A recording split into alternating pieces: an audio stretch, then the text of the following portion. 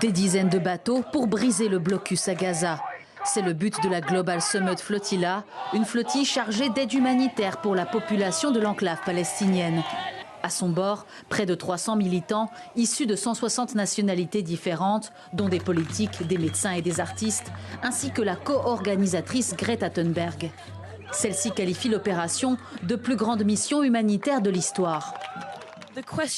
La question aujourd'hui n'est pas de savoir pourquoi nous y allons. La question n'est pas de savoir pourquoi nous entreprenons cette mission.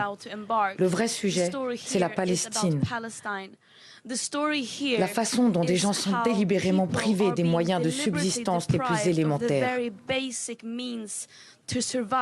Soutenus par des centaines de sympathisants, les bateaux de 44 délégations de plusieurs pays ont commencé leur route ce dimanche de Barcelone, d'Afrique du Sud et d'Italie.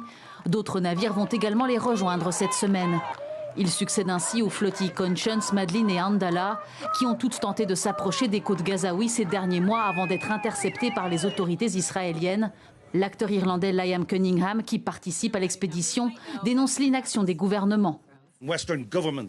Les gouvernements occidentaux auraient dû rendre ces bateaux inutiles pour ce voyage. Et le fait que vous soyez ici et que la flottille ait lieu témoigne de l'incapacité du monde à respecter le droit international et le droit humanitaire. Et constitue une période honteuse de l'histoire de notre monde.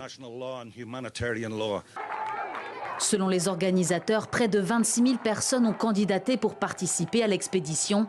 Celle-ci intervient alors qu'Israël prépare une offensive d'ampleur sur la ville de Gaza en septembre.